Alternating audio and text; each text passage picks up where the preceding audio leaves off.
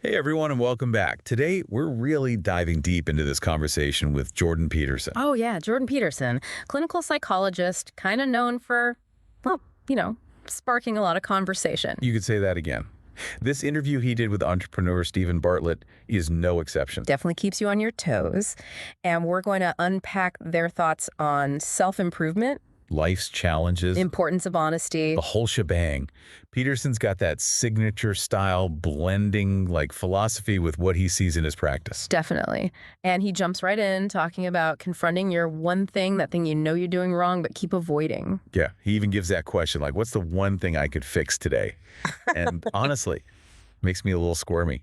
Anyone else? Oh, for sure. It's not like some hugey life makeover he's talking about. It's that one tiny thing, that micro improvement you can actually DO. Right. Like he uses the example of a messy room. Oh, I love that example. Right. So simple. Yeah. But he's saying it's like this physical representation of what's going on in your head, that internal chaos. It's not even really about having a perfectly clean house. It's more about like, are you confronting something you've been avoiding?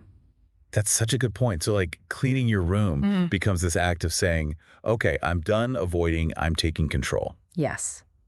Starting right here, right now. So to everyone listening, what's your one thing, that small change you could make today? Love that. And it's funny because it ties into Peterson's warning about this persona trap. Oh, yeah, the Pinocchio metaphor, like who's pulling your strings? Exactly. Especially in the age of social media, we're all trying to craft this image. Right, and he's not saying having a persona is always bad. Yeah, it's like we all need a bit of stage presence to get by in the world, right? Exactly. Jung talked about this too, right? Personas are tools for social situations. So when does it become a problem? When it takes over, when Yeah. you're so busy being the persona that you lose yourself. And then you're chasing validation likes, followers, whatever, instead of building a real, genuine life. You end up feeling empty. Like, are we presenting a highlight reel instead of who we really are? And at what cost? Such a good question. And it leads right into this idea of truth. Because if we're so busy curating an image, how honest are we being even with ourselves? Exactly. And Peterson is very clear about this. Honesty, even when it's uncomfortable. Even when it's hard. That is the foundation Right. of meaningful life. It's like he uses this analogy of building a house, right? Oh yeah, on sand. Exactly. If you build your life on that, on self-deception, One good storm, the whole thing's toast. gone.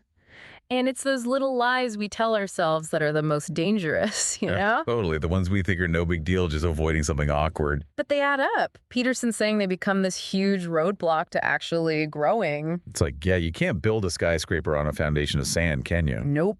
And I relate to that because haven't we all done that at some point? Oh yeah, for sure. But facing the tough stuff head on, that's how we get stronger. More resilient, more grounded. And you know what's interesting? This ties into their conversation about goals. Right. Like that feeling of what now after you achieve something big, Bartlett talks about selling his company. which on the surface you'd think, woohoo, champagne. Right. But he felt this void. It's like climbing a mountain, planting your flag at the top, and then Anticlimactic. totally. And Peterson calls this gold medal depression.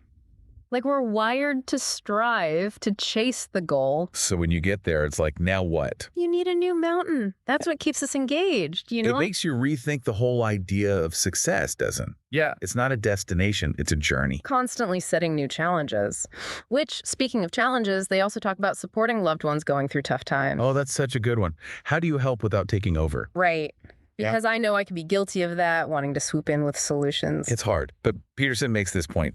We can't actually fix things for other people. No matter how much we love them. No matter how good our intentions are, it's their life to live. And you know what I found helpful? He compares it to being a clinician. Oh, interesting. You don't walk in with the answer, you listen, you ask questions. Instead of fixing, you're helping them find their own way. He even suggests asking, like, what would make you satisfied with this situation? Empowering, right? So powerful. Sometimes just listening, being present without needing to control the outcome, that's the best support you can give. It's acknowledging they're on their own path. And that takes courage Yeah. for everyone involved. Yeah, it's easier said than done, right? To just be there. Oh, absolutely. It takes practice. But Peterson's point is true support also takes humility, you know, admitting WC don't have all the answers. And he doesn't shy away from how overwhelming the world can feel, right? Pandemics, politics, all of it. Right, it'd be easy to just check out, throw your hands up and say, what's the point? But even then, he doubles down on this idea of personal responsibility, which is kind of inspiring when you think about it. Totally. He's not saying he has all the answers, but he saying, like, you're not powerless in this. You have a choice. You have agency. It's like he's saying, okay, yeah, things are crazy, DUT. You can still choose how you show up. How you respond to it all. And part of that, he says, is thinking critically, questioning what you see, not just accepting everything at face value. Which, hello, information overload, more important now than ever. For sure. We're bombarded with stuff constantly. Gotta be discerning. And I think that's where conversation comes in, right? Like what we're doing now, bouncing ideas around. Exactly. That's how we make sense of things, how we move forward. Peterson leaves us with this line, and it's a doozy. Truth, beauty, and love might save the world. You could find out. Wow.